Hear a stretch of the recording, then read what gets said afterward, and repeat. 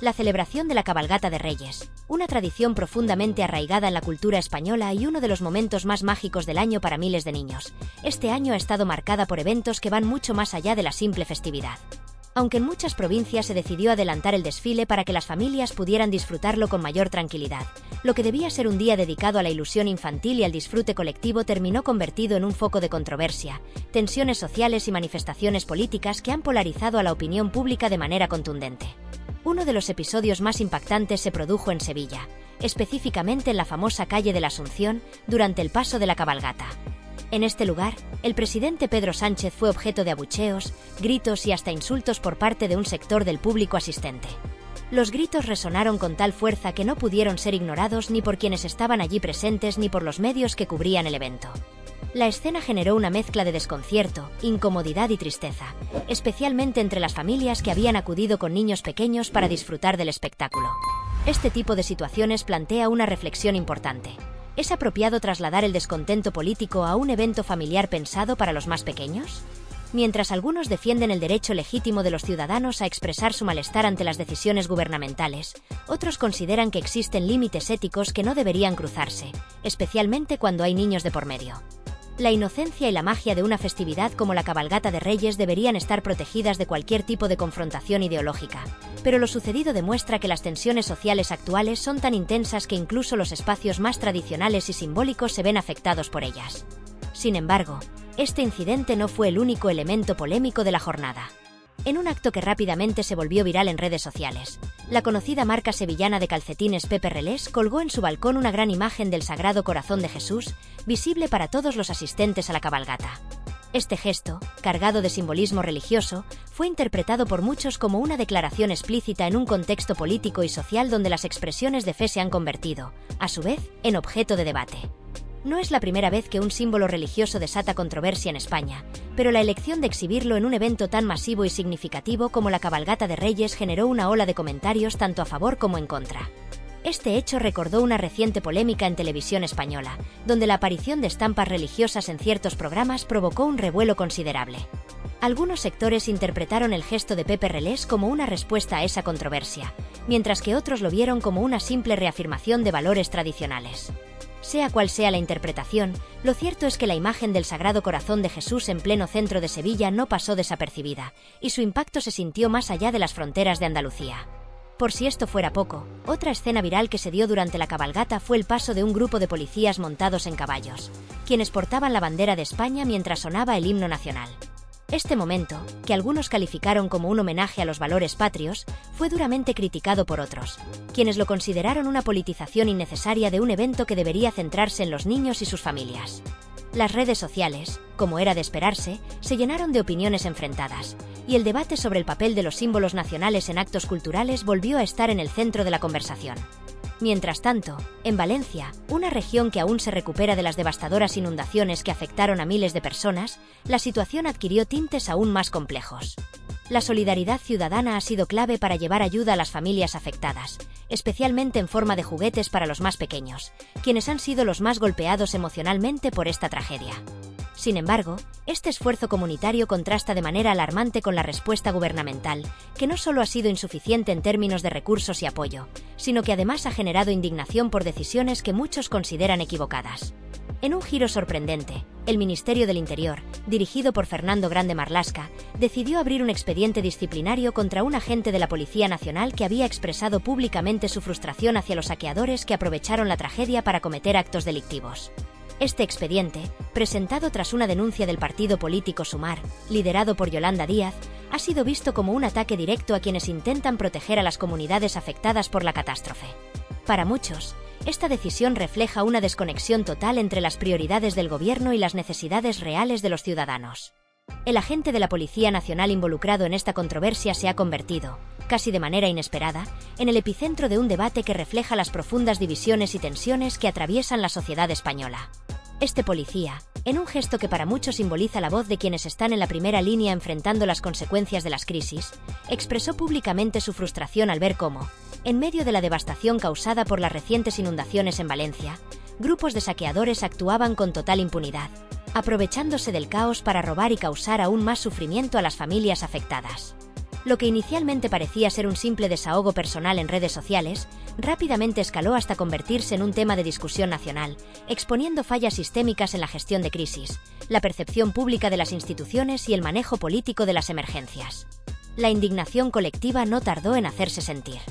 Las palabras de la gente resonaron profundamente entre quienes compartían su malestar, especialmente en un contexto donde las prioridades gubernamentales han sido objeto de cuestionamiento.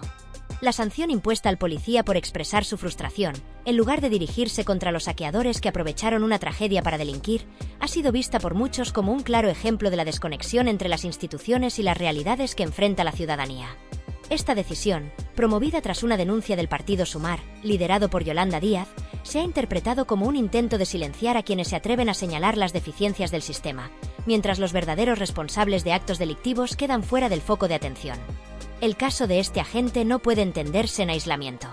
Para comprender completamente su impacto, es necesario contextualizarlo dentro del panorama más amplio de la crisis en Valencia, donde las recientes inundaciones dejaron un rastro de destrucción que afectó gravemente tanto las infraestructuras como a las personas. Miles de familias se vieron repentinamente desplazadas, enfrentándose a la pérdida de sus hogares, pertenencias y, en muchos casos, su estabilidad emocional. En un escenario de tal magnitud, la respuesta de las instituciones era crucial para proporcionar apoyo inmediato, garantizar la seguridad y coordinar esfuerzos de recuperación. Sin embargo, lo que debería haber sido un despliegue efectivo de recursos y protección, se convirtió en una fuente de frustración para las comunidades afectadas, que sintieron que las prioridades gubernamentales estaban desfasadas con sus necesidades más urgentes. Los saqueos, que se llevaron a cabo en medio del caos, no solo agravaron el sufrimiento de las víctimas, sino que también dejaron al descubierto la incapacidad de las autoridades para mantener el orden en un momento crítico.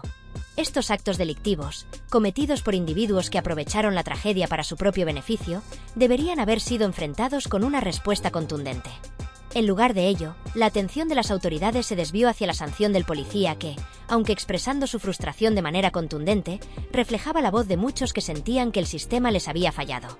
Esto generó una percepción generalizada de que las instituciones no solo estaban siendo ineficaces en su deber de proteger a los ciudadanos, sino que también estaban priorizando el castigo a quienes denunciaban estas fallas, mientras los responsables de los saqueos actuaban sin mayores consecuencias. El sentimiento de injusticia que este caso ha generado no es un fenómeno aislado, sino un reflejo de una desconexión más amplia entre la ciudadanía y sus líderes. En los últimos años, la polarización política y social en España ha ido en aumento, creando un clima de constante enfrentamiento que se manifiesta en casi todos los aspectos de la vida pública. Este contexto ha llevado a que incluso los actos más básicos de solidaridad, como los esfuerzos de los voluntarios que llevaron juguetes y provisiones a las zonas afectadas, sean eclipsados por decisiones políticas que parecen ignorar el bienestar colectivo. El impacto emocional de esta situación no puede ser subestimado. Para las familias que lo han perdido todo, la presencia de saqueadores en sus comunidades no solo representa una amenaza física y material, sino también un golpe psicológico devastador. Saber que quienes deberían estar allí para protegerlos están siendo sancionados por hablar abiertamente sobre estos problemas añade una capa adicional de desesperanza y desconcierto. Este tipo de situaciones plantean preguntas fundamentales sobre el propósito y la eficacia de las instituciones encargadas de garantizar la seguridad y el bienestar de los ciudadanos. El caso del agente sancionado también ha puesto en evidencia una narrativa más amplia sobre las prioridades del gobierno en la gestión de crisis. La decisión del Ministerio del Interior, encabezado por Fernando Grande Marlaska, de abrir un expediente contra un agente que expresó su frustración mientras trabajaba en condiciones extremas, ha sido interpretada como un ejemplo de una tendencia más amplia hacia la burocratización excesiva y la falta de empatía hacia quienes enfrentan los problemas en el terreno. Esta percepción se ve agravada por la creciente polarización política, donde las decisiones tomadas por las instituciones a menudo se ven como motivadas más por intereses partidistas que por el bienestar de la población. El vínculo entre este caso y otros eventos recientes, como las tensiones políticas durante la cabalgata de Reyes, pone de manifiesto un patrón preocupante. Los espacios que tradicionalmente han sido reservados para la unidad y la celebración se están convirtiendo en escenarios de confrontación y división. Lo que debía ser un momento de esperanza y resiliencia colectiva, como la respuesta a las inundaciones o la celebración de una festividad cultural, se ha transformado en un reflejo de las fracturas que dividen a la sociedad española. Este fenómeno no solo erosiona la confianza en las instituciones, sino que también plantea preguntas inquietantes sobre el tipo de sociedad que se está construyendo. La indignación que este caso ha generado va más allá de las palabras del agente sancionado. Es un reflejo de un malestar profundo y generalizado, una sensación de que las prioridades del gobierno están desconectadas de las realidades y necesidades de las personas. Las palabras "el mundo al revés", que han sido utilizadas repetidamente para describir esta situación, encapsulan un sentimiento de frustración y desconcierto que no puede ser ignorado. En un país donde las víctimas de las crisis y quienes intentan protegerlas son tratados con más dureza que los propios delincuentes, es inevitable que surjan preguntas fundamentales sobre la dirección que está tomando la sociedad. Para abordar estos problemas de manera efectiva, es necesario un cambio profundo en la forma en que se gestionan las crisis y se toman las decisiones políticas. Esto implica no solo garantizar que las instituciones actúen con justicia y eficacia, sino también reconstruir la confianza entre los ciudadanos y sus líderes. Solo a través de un compromiso renovado con los principios de solidaridad, equidad y transparencia será posible superar las divisiones actuales y crear un entorno donde todos los miembros de la sociedad puedan sentirse protegidos y valorados. En última instancia, el caso de este agente no es solo una historia de sanciones y frustraciones, sino un recordatorio de las profundas transformaciones necesarias para garantizar que las instituciones cumplan con su propósito fundamental: servir y proteger a las personas, especialmente en los momentos de mayor necesidad. Es un desafío monumental, pero también una oportunidad para redefinir los valores y principios que deben guiar a la sociedad española en los años venideros. Es inaceptable, déjenme decírselo sin rodeos, porque hemos llegado a un punto donde se está convirtiendo en algo común lo que jamás debería serlo. No solo no es normal, sino que es un síntoma extremadamente peligroso de cómo estamos gestionando nuestras crisis y cómo estamos tratando a quienes más lo necesitan. En Valencia, una tragedia de proporciones catastróficas causada por las recientes inundaciones ha dejado un rastro de devastación, pero también ha sacado a la luz comportamientos que desafían toda lógica y ética.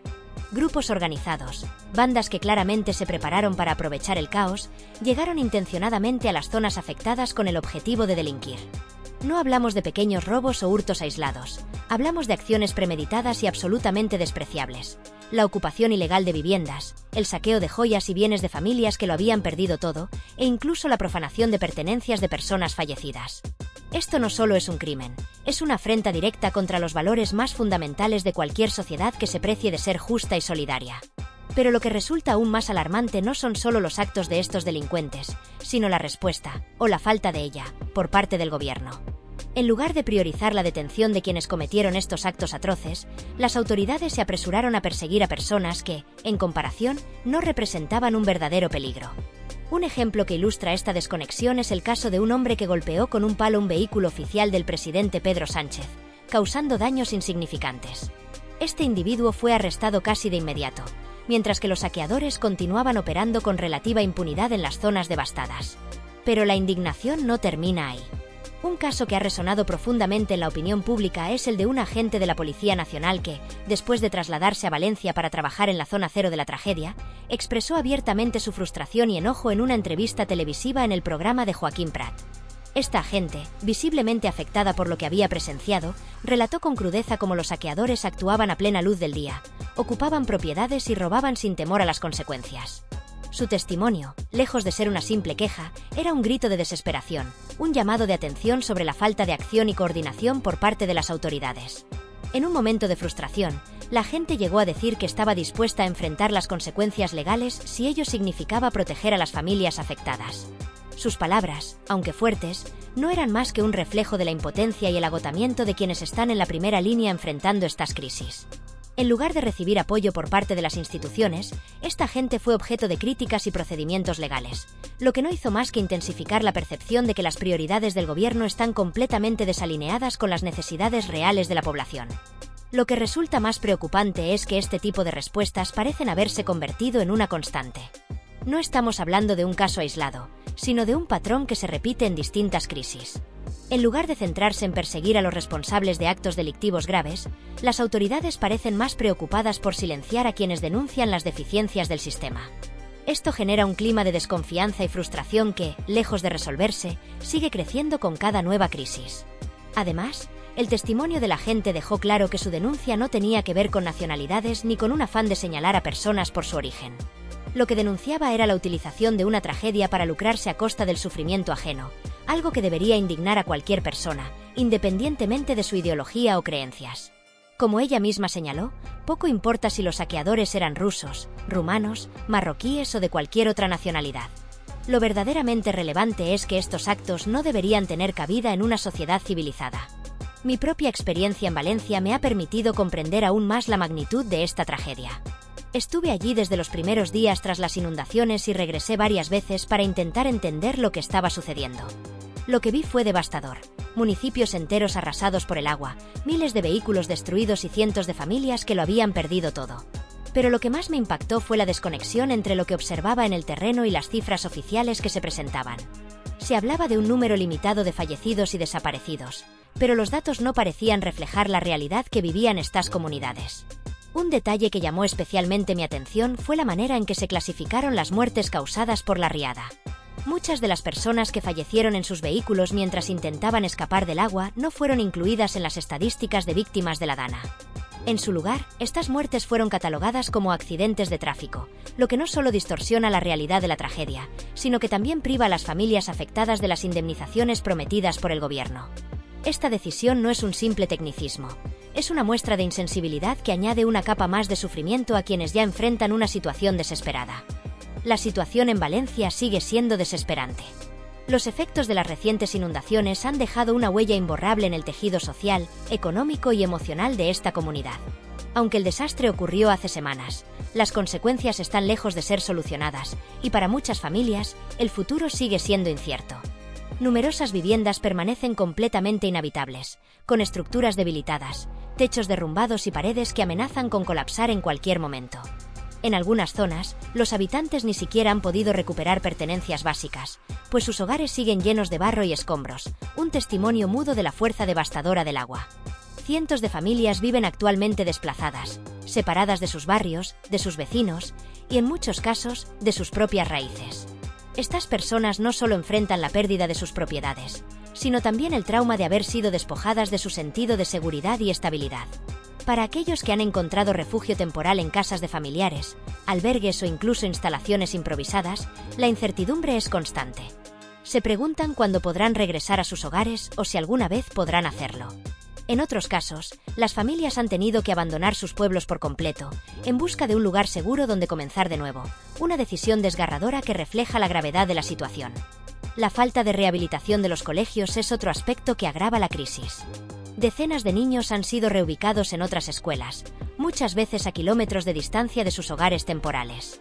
Esto no solo implica un desafío logístico para los padres, que deben reorganizar sus vidas para llevar y recoger a sus hijos, sino también un impacto emocional para los menores, quienes han perdido el sentido de normalidad y la conexión con sus amigos y profesores.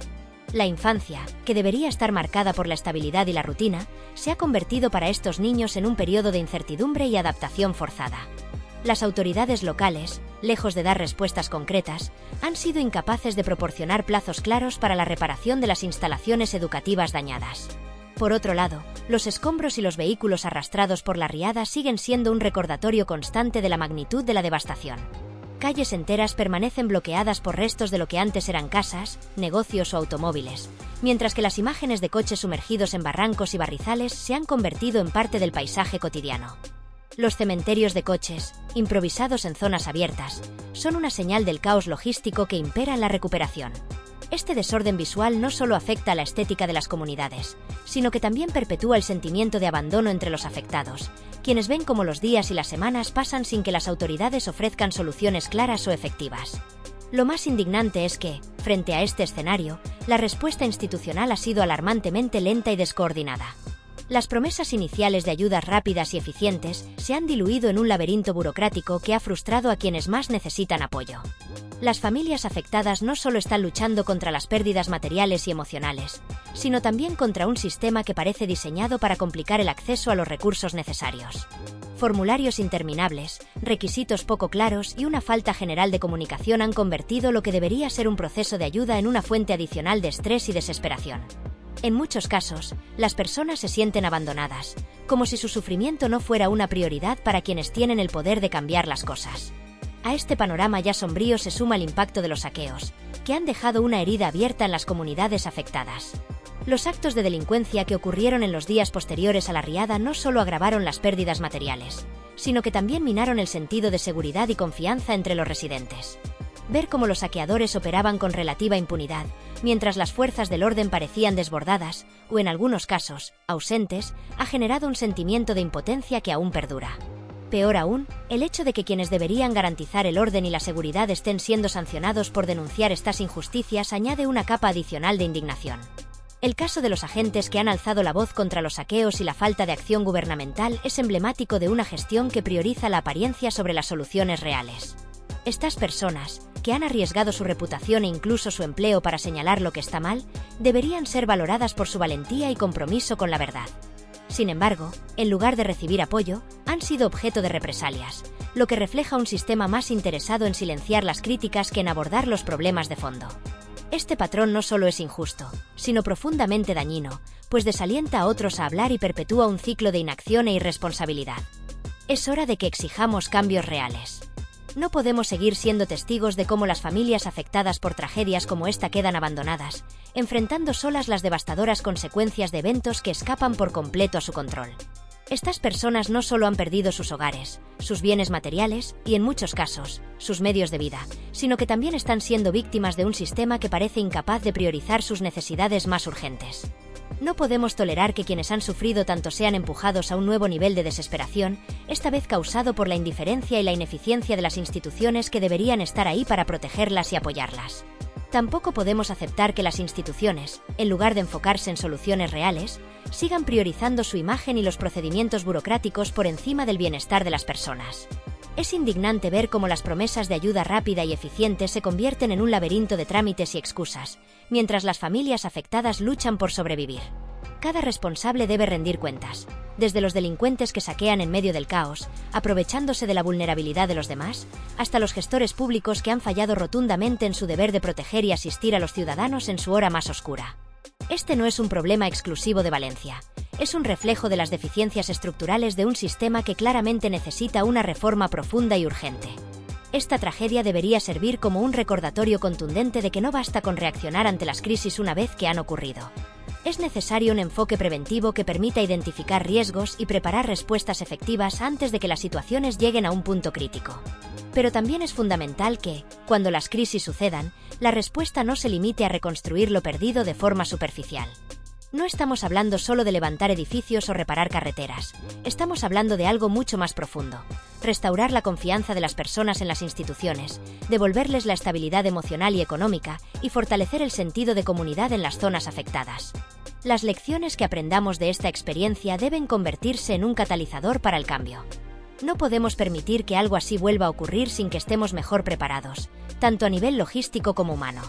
Es nuestra responsabilidad garantizar que las políticas públicas y los recursos estén diseñados para responder con rapidez, eficacia y sensibilidad, priorizando siempre a las personas sobre los procedimientos. Que esto sea un llamado a la acción, no solo para los líderes y las instituciones, sino para toda la sociedad. En momentos como este, no basta con esperar que otros actúen. Debemos asumir nuestra responsabilidad colectiva de asegurarnos de que las personas más vulnerables no sean olvidadas ni dejadas atrás. La solidaridad, la justicia y la empatía no deben ser meros conceptos abstractos, sino principios rectores que guíen cada decisión y cada acción, especialmente en tiempos de crisis.